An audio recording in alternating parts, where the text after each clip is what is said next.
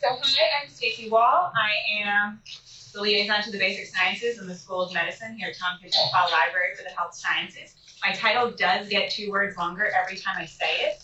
So if you come back at the end, we'll be here for an hour and it'll just be me introducing myself. Okay? Today we have Urjita Shah talking about using photo cross-linkers to study protein-ligand and protein-protein interactions.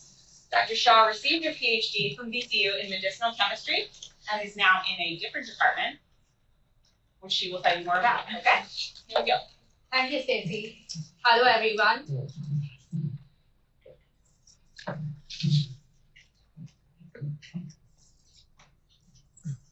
It was working great. Stopped working.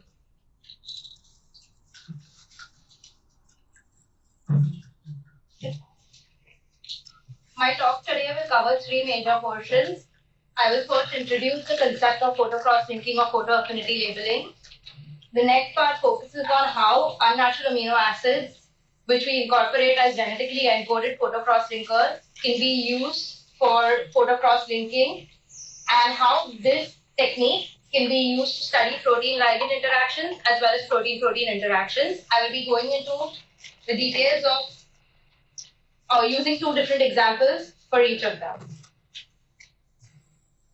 Photo cross-linking is a process wherein a probe, which could be a protein or a ligand, which has a photo cross-linker group, as well as a reporter group to detect the probe, is introduced into a biological system, and this probe usually interacts with a biological molecule, which could be a protein such as a receptor or an enzyme, via non-covalent interaction, which makes it difficult to study. When you irradiate the system with UV light, the photo cross-linker has a photoactivatable group which gets activated and leads to the formation of a covalent crosslink between the target and the probe. So what are some common photo cross-linking groups that are used, and what are features that you would like them to have? 2 common photo cross-linking groups are of the benzophenone kind and the arylazide kind. The reason why I'm focusing on these is because the unnatural amino acids that I use have these 2 groups. Some features that these groups have include that they are unactivated. In their unactivated form, they are bioorthogonal, which means that they do not interfere with biological processes. They are stable until irradiated. They have a small size so that they do not interfere with your protein. They are excited at a long wavelength, and their cross-linking efficiency is pretty good.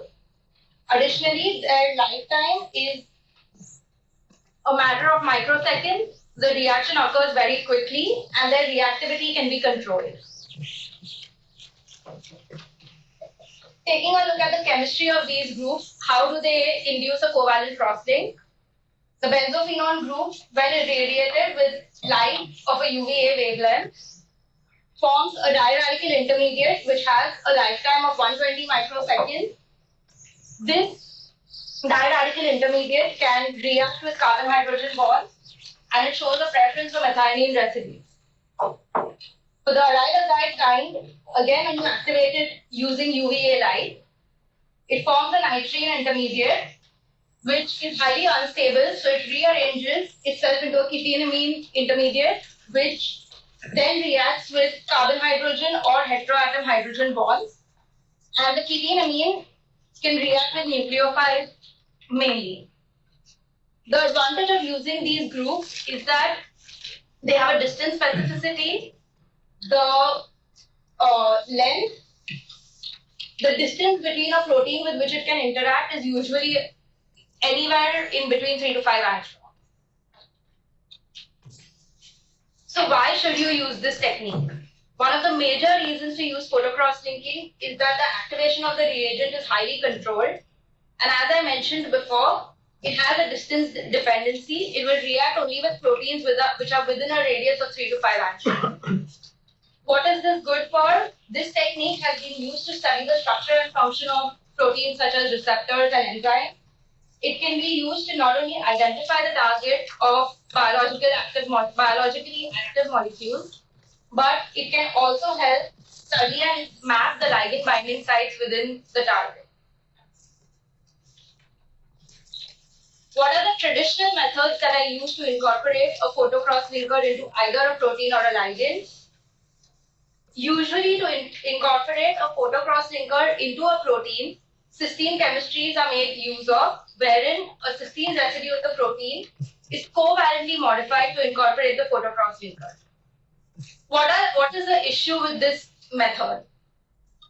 Proteins have 20 amino acids which occur more than one, which makes studying individual locations in the protein very difficult.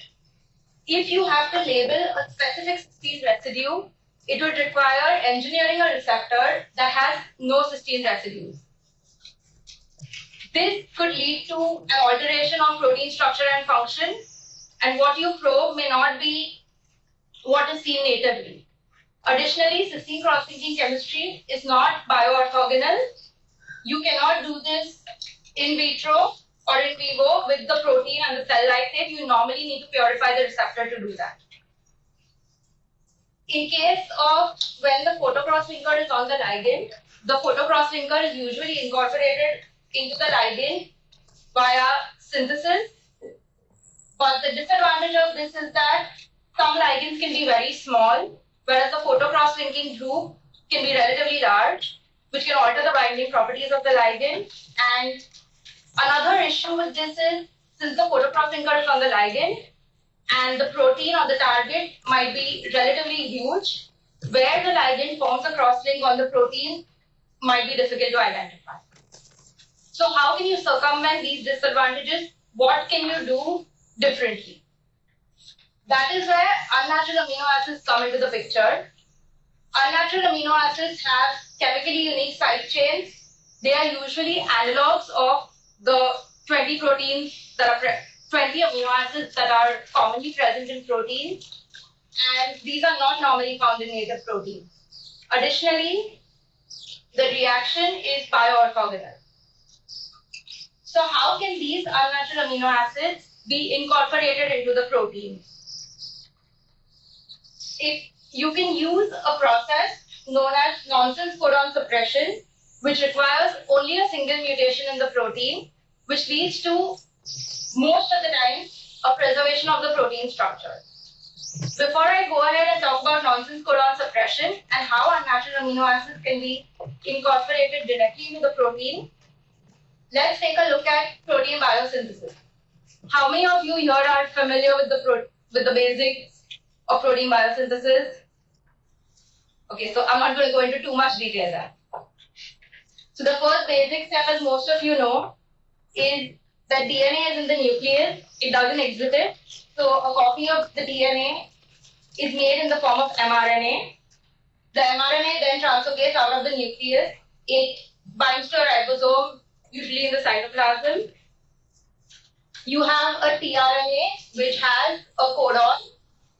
A codon is a 3-nucleotide sequence which codes for a particular amino acid.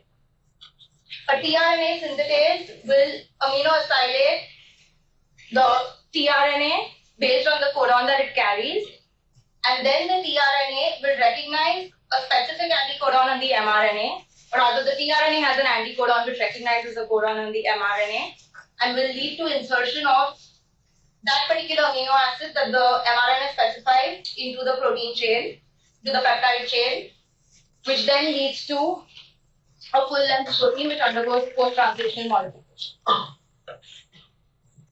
So how do you use nonsense codon suppression to modify the basic protein synthesis process such that you can incorporate an unnatural amino acid into the protein? The mRNA usually has a stop and a start codon. A start codon signals protein synthesis to start, and a stop codon helps terminate protein synthesis. There are 3 major stop codons, which are the amber stop codon, the ochre stop codon, and the opal stop codon. These stop codons are not recognized by tRNA. They are recognized by release factors which, when read, lead to release of the protein.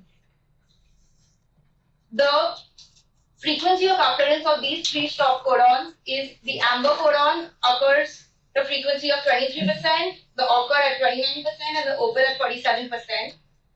Based on this, due to its low frequency of occurrence, the amber stop codon, which is TAG or UAG, is the one that is chosen for nonsense codon suppression. Before I talk about that in more detail, a nonsense codon suppressor is anything that inhibits the effect of a nonsense codon, which means that rather than truncating the protein, it can lead to the addition of another amino acid name. So to utilize this technique to insert unnatural amino acids, nonsense codon suppression was combined with misacylation of tRNA. A tRNA is engineered such as the anticodon on the tRNA can recognize the stop codon on the mRNA, and this would lead to insertion of the unnatural amino acid into the protein. Early experiments used tRNA molecules that were pre-charged with the unnatural amino acid. This was then injected along with the mRNA for the protein which has the stop codon into frog oocyte, which led to translation of the protein with the unnatural amino acid. However, since this requires the tRNA to be chemically charged with the unnatural amino acid, this leads to very low yields of the protein. So newer methods, these methods were pioneered in the lab of Peter Schultz, wherein you use a tRNA which has the anticodon to recognize the stop codon on the mRNA, but additionally, you also use an evolved amino acid tRNA synthetase that recognizes the unnatural amino acid and amino acylates the tRNA such that when the tRNA recognizes the codon on the mRNA, it will lead to translation for protein which incorporates the unnatural amino acid. Some criteria that need to be considered by using the tRNA and the evolved tRNA synthetase pair is that the tRNA-tRNA synthetase pair should be from a species that is different from the host so that it does not affect the endogenous machinery of the host. For example, if an yeast host is being used, you would probably use the tRNA-tRNA synthetase pair from maybe an E. coli host. Another factor that is very important is that since the media in which the cells are grown is supplemented with the unnatural amino acid, the unnatural amino acid should be cell permeable so that it can get into the cells, and it should also be non-toxic and stable inside the cell. Methyltyrosine was the first unnatural amino acid that was incorporated in an E. coli host, and since then many analogs of phenylalanine and tyrosine have been incorporated into different systems. This approach can now be expanded to multiple systems, and these systems include mammalian cells such as Heck cells or CHO cells as hosts, cultured insect cells such as Drosophila cells, amphibian or frog oocytes, as well as animals such as sea elephants. I'm going to now go over how you can site-specifically incorporate unnatural amino acids, and I'm going to use Heck cells as a model for the host. Once you have your protein of interest and you know which location in the protein you want to study, you mutate that particular location to a stop codon. The next step is to transfect HEC293 cells with the plasmid that has the mutation that would encode for the unnatural amino acid, a plasmid for the tRNA synthetase gene, and a plasmid for the suppressor tRNA gene. Additionally, the transfection media is also supplemented with the unnatural amino acid. Transcription occurs and the mRNA has a stop codon. The tRNA synthetase amino acylates the tRNA. The tRNA then recognizes the stop codon on the mRNA and this leads to translation to give a protein that incorporates the unnatural amino acid in vitro. Before this method is used, there are certain factors that need to be considered that will affect the efficiency of translation. And the efficiency of translation, the most important factor is that it depends on the system that you are using as the host. For example, hex cells exhibit 2% natural codon suppression, which means that instead of truncating the receptor, it could potentially lead to incorporation of another amino acid. CHO cells have a much higher rate of natural amber suppression, which is 20%. The host system, it also varies between host systems. In mammalian cells, 23% of mammalian cells have the frequency of occurrence is 23%, whereas in bacterial cells, it's only 5%, which suggests that the translation efficiency will be much higher in bacterial cells as compared to mammalian cells. Another factor that influences translation efficiency is that antibiotics such as aminoglycoside antibiotics can also cause nonsense codon suppression. And one factor that needs to be considered while transfecting the cells is that you want to use a very low concentration of the tRNA synthetase so that it does not cross-acylate other host tRNA molecules with the unnatural amino acids. So going back to the process that I showed you, the animation that I showed you earlier, which was the traditional photocross-linking process. This shows how the traditional photocross-linking process can be modified such that you can use photoactivatable unnatural amino acids as encoded photocross-linkers. In this case, rather than having the photocross-linker on the ligand or the smaller protein, you would incorporate the unnatural amino acid into the larger protein, and when you irradiate it with UV light, it should convert a non-covalent interaction between the two molecules into a covalent interaction.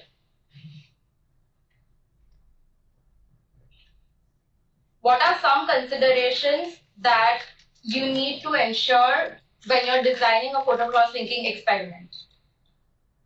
The most important is choosing an appropriate position to mutate. How would you choose this? One thing that we know is when you activate any photoactivatable group, it has a distance dependency. It will only cross-link to molecules that are within a radius of 3 to 5 angstrom.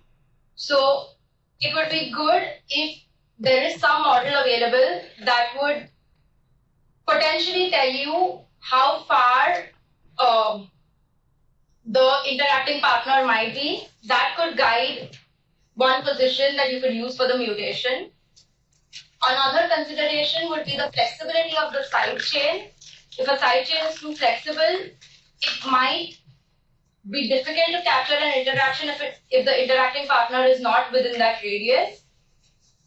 The next consideration would be that you would require a very sensitive detection method, which is also specific and would help you identify both the partners in the cross-link complex.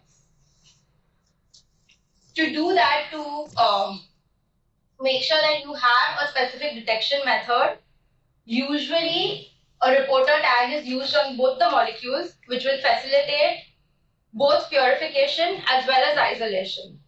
You may not require this reporter tag if you're using a protein that has a very specific antibody already available for it. But some commonly used reporter tags include radioisotope. This is most commonly used when you're probing a protein-ligand interaction, wherein you would use a radioactive form of the ligand. Biotin is another commonly used reporter tag, which aids purification mainly. You can use epitope tags such as HA, MYC, and FLAG, which have specific antibodies against them. Or you could use fluorophores such as fluorescein, but one thing to keep in mind while using fluorophores is that these are relatively larger molecules as compared to the other epitope tags, which could alter properties of the protein. It would be ideal if there are some solubilization conditions available which would help dissociate uncross-linked samples so that you make sure that you're detecting only cross-linked samples. And the last consideration is that you need to have a good purification method that would also help you remove the uncross-linked protein or ligand. Before I go to the applications on how you can use unnatural amino acids to study protein ligand and protein-protein interactions, let's take a look at some of the commonly used methods and currently most often used methods to study these interactions. While studying protein-protein interactions, the most common way to do it is by covalently modifying a side chain or a particular residue that has to be studied in the protein. Most of the time, this uses cysteine chemistries, which suffers from the disadvantage that you would require a cysteine-free receptor. And if you don't know how these cysteines affect protein function, that could be a problem. Once they mutate a residue to a cysteine, the next step is they either attach a photocross linker to the protein by allowing it to react with the cysteine, usually the thiol group of the cysteine, or else another method is to use a cysteine cross-linking procedure wherein disulfide bonds between cysteines are detected. However, as I mentioned earlier, this is not a good method because it will modify the structure of the protein. Also, it is not bioorthogonal. You need to purify the receptor to carry out cysteine cross-linking and other processes. In the case of protein-ligand interactions, if the cross-linker is on the ligand, it's usually synthesized. And if it's big, as I mentioned earlier, it could affect the properties and its binding properties as well. If the cross-linker is in the protein, it again has the same disadvantages, which include same disadvantages since you would use cysteine cross-linking chemistry. So that's the reason why using genetically encoded unnatural amino acids is an extremely powerful approach to study protein-protein and protein-ligand interactions, wherein you directly incorporate the unnatural amino acid into the protein. I'll be going over one example each of probing protein-ligand interactions using photocross linking and probing protein-protein interactions using photocross linking. The serotonin transporter is a monoamine transporter, and it helps terminate the action of serotonin, which is an important neurotransmitter in the brain, and it recycles it. So under normal conditions, you have serotonin in the presynaptic neurons. Via vesicles, it is released into the synaptic cleft, where it can interact with serotonin receptors. What SERT does is, it recycles serotonin from the synaptic cleft back into the presynaptic neurons and terminates the action of serotonin. Inhibiting SERT is a common mechanism of action that is used by antidepressants as well as anti-anxiety medications. A lot of these agents selectively inhibit serotonin reuptake. Or they could be serotonin reuptake inhibitors that are not as selective, and they may also inhibit other neurotransmitter transporters.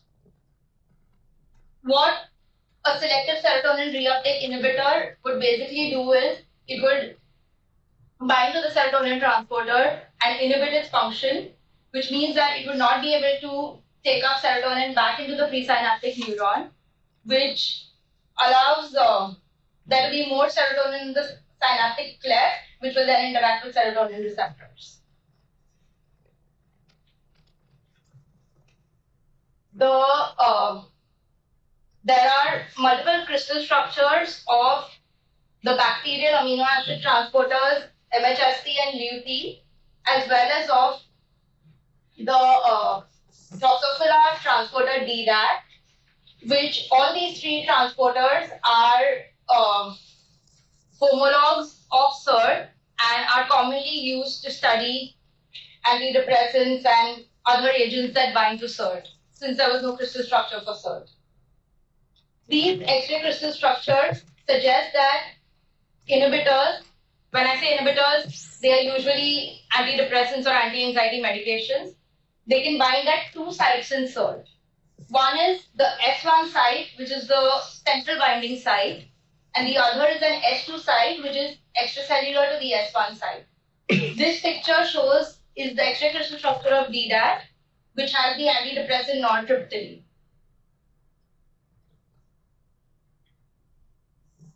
However, where antidepressants bind is controversial since studies wherein SERT was mutated, coupled with crystal structures of DDAT, suggest that antidepressants primarily bind at the S1 site, whereas the structure of lutein suggests that antidepressants bind within the S2 site. This basically implies that the role of the S2 site in inhibitor binding is debatable, and you need a method to address this unequivocally. To do that, two antidepressants were chosen. They both belong to different classes and they have different modes of action. The first one is imipramine, which is a classical tricyclic antidepressant, which which inhibits serotonin reuptake, but it also acts at other transporters such as the norepinephrine transporter. The other antidepressant chosen was vortioxetine, which is a multimodal antidepressant. It not only causes selective serotonin reuptake inhibition, but it can also modulate the activity of other serotonin receptors. The mutants to address this question were chosen based on a homology model of the human serotonin transporter, wherein 5 mutants for the S1 site and S2 site were chosen. These mutants were chosen based on the orientation of the side chain as well as the distance of the side chain from the proposed binding site, which implies where the antidepressant might potentially bind. Based on that, 5 mutants were chosen for each site. This was carried out using the amber stop codon, wherein the amber stop codon was introduced into the serotonin transporter by site-directed mutagenesis. The host that was used for this cells was mammalian cells, specifically HEC293 cells. The transfection was performed using lipofectamine, and the cells were transfected with plasmids that encoded SERT with the amber stop codon, as well as plasmids for the tRNA and tRNA synthetase. The unnatural amino acids that they used were BZF and AZF. BZF was used initially for screening the mutants. However, the expression of the mutants when BZF was used was much lower than when AZF was used. So for the 10 mutants that were used for the main study, AZF was used. I mentioned previously that you need a reporter tag, ideally to purify the receptor. For the SERT mutants, they had a 1D4 reporter tag. Before you can carry out any actual experiments, you need to characterize the mutants to make sure that the mutation and the unnatural amino acid is not affecting their functional activity or their binding properties. Another thing that needs to be examined is that the antidepressant drug retain the ability to bind to the mutated receptors. So these mutants were initially characterized. What they found was that the mutants had slightly lower transport activity. However, it was sufficient to be able to make measurements. This lower transport activity was probably due to lower surface expression, since it is encoded by 3 plasmids versus just 1 for a wild type receptor.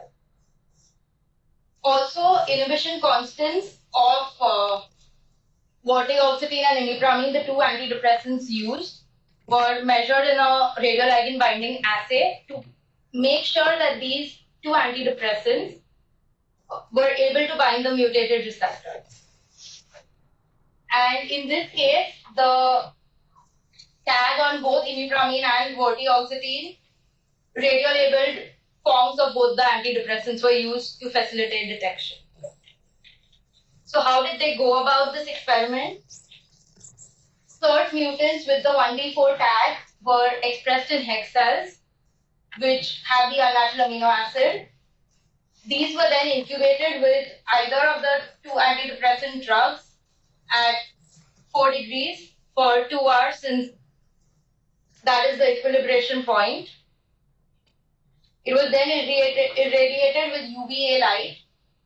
This was done at 4 degrees Celsius, since it's UV light, so it can cause heating of the sample. So you want to preferably do it under cold conditions. And the time that they had optimized for this was 15 minutes. On irradiation with UV light, if the mutant is close enough to where the antidepressant binds, it should lead to the formation of a covalent crosslink, which can then be immunopurified. When I say immunopurified, an antibody against the tag can be used, which will selectively capture only the cert mutants. And if the antidepressant is also covalently linked to the mutant, it will lead to capture of that as well. The next step after immunopurification is to run a Western blot. In the two conditions are always run. One is in the presence of UV light and one is in the absence of UV light. A Western blot against the 1D4 tag was performed. At this point, you will see bands for both, since for either condition the receptors were purified. The bands are then cut and radioactivity is measured. In this case, when it is irradiated with UV light, if it is close enough to form the complex, you will you will be able to see some radioactive signals, whereas in the absence of UV light, there will be no signals. Overall, based on this experiment, what they found is that imipramine gave a positive signal with one of the mutants, whereas vortioxetine gave a positive signal with a different mutant. Both these mutants were, however, located at the S1 site. For the S2 site, there was no cross-linking at all with either drug. This suggests that since both the mutants gave a positive signal with mutants in the S1 site, both the antidepressants bind in the S1 site. However, the binding site might be slightly different and might overlap with each other. This is how they use this approach to study a protein-ligand interaction, where they were unequivocally be able to say that the S1 site is the inhibitor binding site for antidepressants insert. Coming to the next part of the talk, which is studying protein-protein interactions. We have used this in our lab to study the serotonin 2A and GLUT2 heteromeric interface. Why is it important to study a heteromeric interface? Before I come to that, G-protein coupled receptors were originally thought to exist as monomers. However, recent studies have suggested that GPCRs can assemble into homodimeric or heteromeric complexes. This is important because assembling into a homodimeric or heteromeric complex can affect the pharmacology and function of the GPCR, and it can also affect the properties of the individual protomers, which is why it is important to study these heteromers. The serotonin 2A and the NGLUT2 receptor, both of which are GPCRs, which belong to different classes, can both assemble into a heteromeric complex. And this has been shown by Tomaso and our lab, which in human postmortem brain samples in the mouse frontal cortex, as well as in HEC293 cells. Why is it important to study this complex? It is because this complex is relevant to the pathophysiology of schizophrenia, and the densities of these receptors are altered in schizophrenic brains. Additionally, this heteromeric complex is also implicated in the mechanism of action of not only antipsychotic agents but also hallucinogenic agents.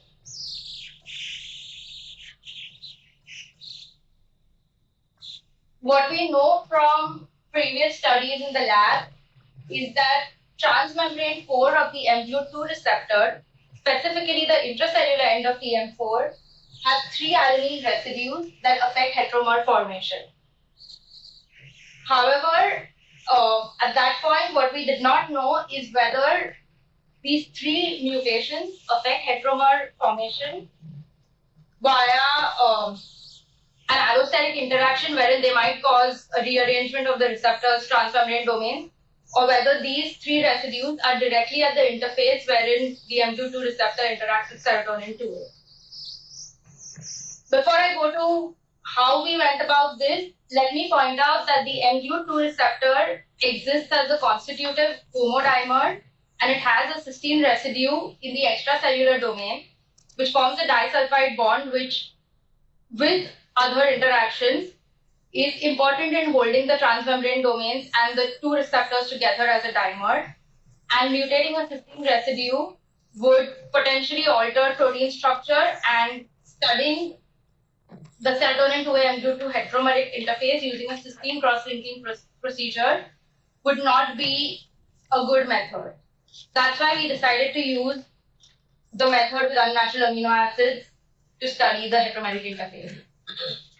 We mutated 3 different residues in the mGlu2 receptor to a stop codon such that it would encode for the unnatural amino acid.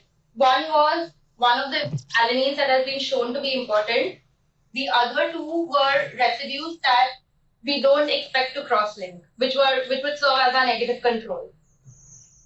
Next one was characterizing the mutant receptors to ensure that they were similar to the wild type, followed by co-transfection of the mutant receptors with the serotonin 2A receptors, and then irradiation with UV light, which, if there was a physical association between the 2 receptors, would lead to the formation of a covalent bond, and we would be able to detect it.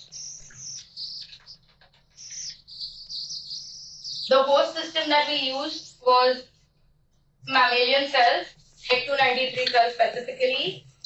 The stop codon was introduced by site-directed mutagenesis in all the 3 mutants. Transfection was carried out using lipofectamine. The ratio between the DNA and lipofectamine was a 1:2.5 ratio. The plasmid cells were transfected using the mGlu2 receptor mutants as well as the plasmids for the tRNA and tRNA synthetase. The ratio used was the ratio of the mGlu2 to the suppressor DNA was a 1:1 ratio. However, the tRNA synthetase was used at 1/10 the value to prevent cross-acylation of molecules in the system. The unnatural amino acid that we used for this study was AZF, and we used it by supplementing it at a concentration of 0.5 millimolar in our transfection media.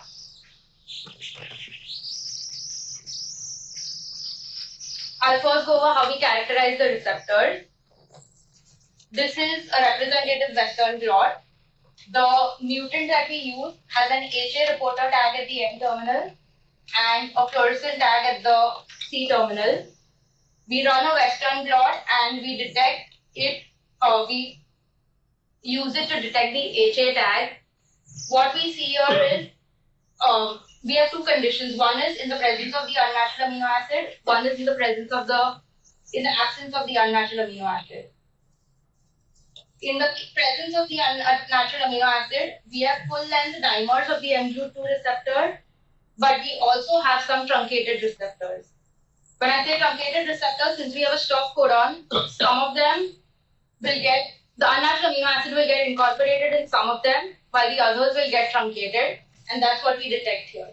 In the absence of the unnatural amino acid, all the stop codons will be read as a stop codon and it terminates protein synthesis. And this had properties similar to the wild type. We also did an immunocytochemistry to make sure that it was expressed in a manner that was similar to the wild type receptor. We probed for the fluorescent protein that is at the end of the receptor. This protein will appear only if the protein is translated completely and if it incorporates the unnatural amino acid. That's why we see this signal from fluorescent protein only in the presence of the unnatural amino acid. Whereas, like I explained for the Western blot, when we probe for the HA tag, we see it in the absence and presence of AZF both. And this is just an overlay which shows that in the presence of AZF, you get the translation of a full length receptor. Next step was to make sure that our receptors, the mutant receptors, retained both ligand binding properties as well as were functionally active. To measure ligand binding properties, a saturation binding assay was used, where in the presence of AZF, it was much higher as compared to the absence of AZF. We get some signal in the absence of AZF, again due to truncated receptors, because the ligand binding pocket occurred before the truncation occurs. We also did a functional assay, which is a GTP gamma S binding assay, and we were able to rescue function only in the presence of AZF. In the absence of AZF, the receptors were not functional. Having done that, we then went ahead with the photocross-linking protocol, wherein we co-express the mGlu2 and the serotonin 2A receptors in hex cells. The mGlu2 should express the unnatural amino acid. We then irradiated it with UV light for 15 minutes. We had to use a specific distance between the UV lamp and the cells, which was 5 inches. And it was again done at 4 degrees Celsius to prevent damage.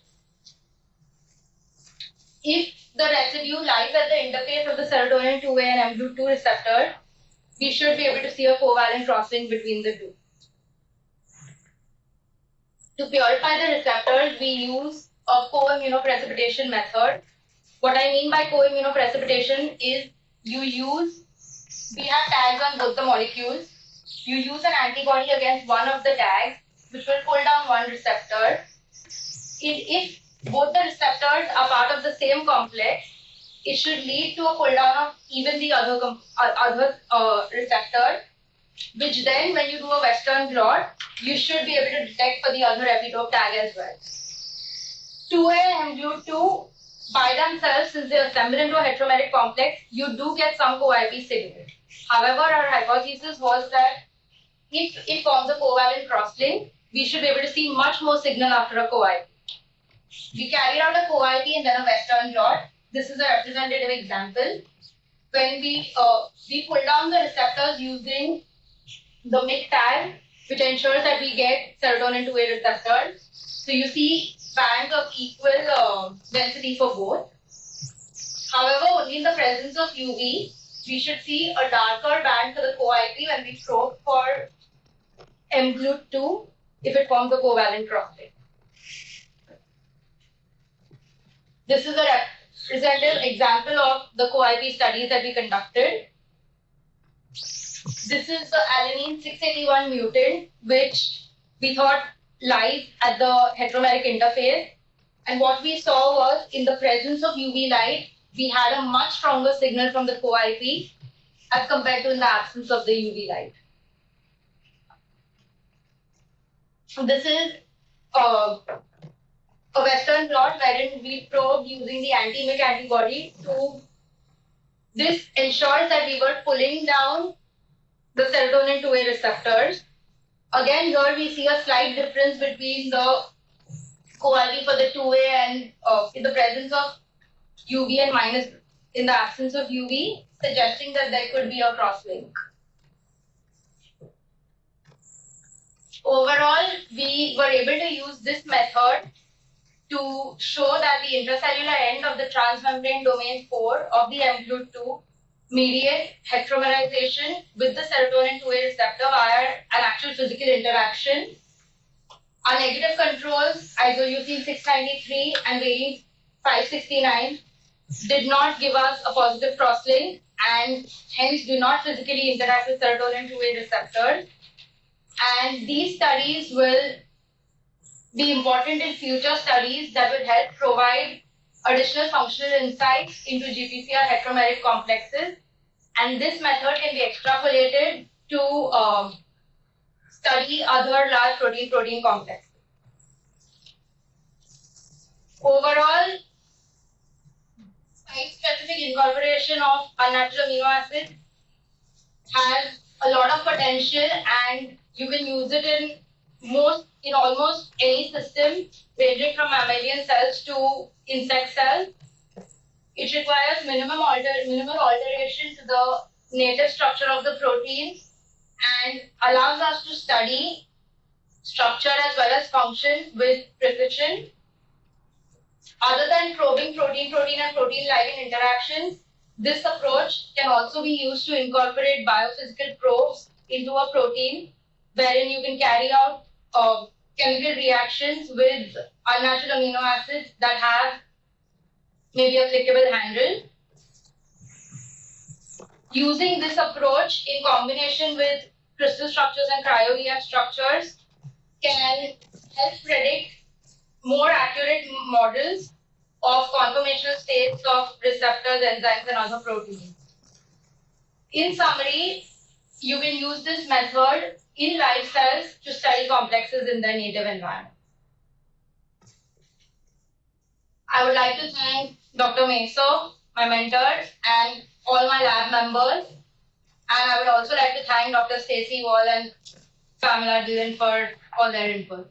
Thank you.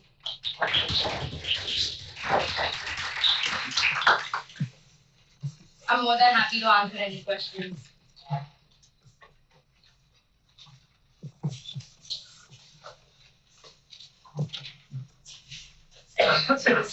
Might be a silly question, but when you say protein-ligand interactions, the ligand doesn't necessarily have to be another protein, does it, depending on the photocross-linking group that you're using? No. Okay. It could. No. So you could do like DNA-protein interactions if you wanted to. You could do any. It could be a protein. It could be a chemical compound. It could be any small molecule. As long as you have a way to detect it.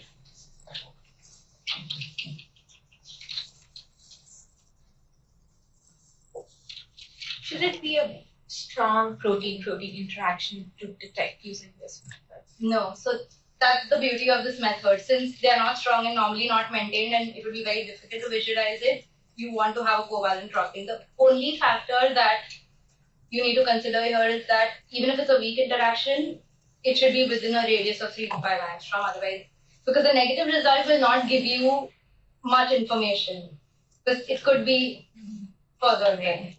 That. When you're performing the nonsense codon suppression and you have to throw in the tRNA synthetase, etc., why do you have to use 3 separate plasmids to do that, or is it just a matter of size? You can't just throw them all 3 on the same plasmid? Because they all evolved like separate, so it's difficult to have them on the same plasmid because you want to study different proteins. So it's good to have a separate one for that.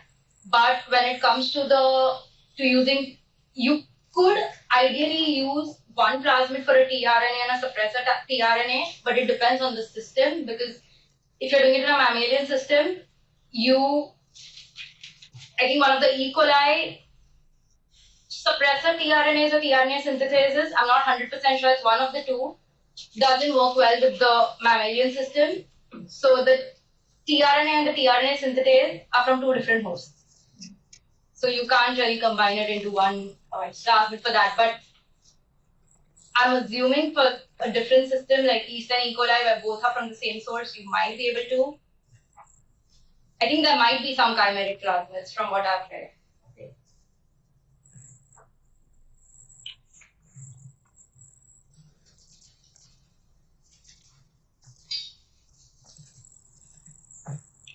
Can you go back to the first case study about the serotonin transporter and the small molecule inhibitor?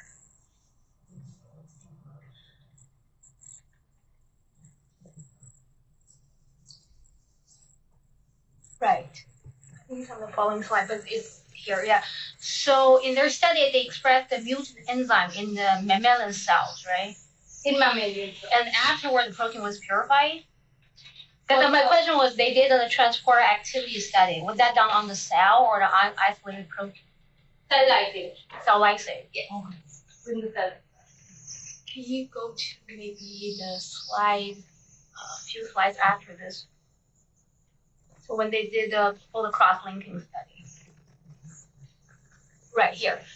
So in this case, they already isolated protein and they throw in some of the inhibitor and did full cross-linking, right? No. So No. you have the cell lysate, you add the drug, then you UV cross-link it, and then you purify it. Okay, I see. So why do they have to use radioisotope labeled drug molecule? Because so here you're going to pull down things that are crossing. You're going to pull down all SERT mutants, but you have to find a way to detect whether the antidepressant is still there or no. You could either use a radioactive molecule or you could use the tag on the ligand. Both are a possibility, but in this case they use the radio label because they could measure the radioactivity there. Okay, that's what it is. Okay. Thank you.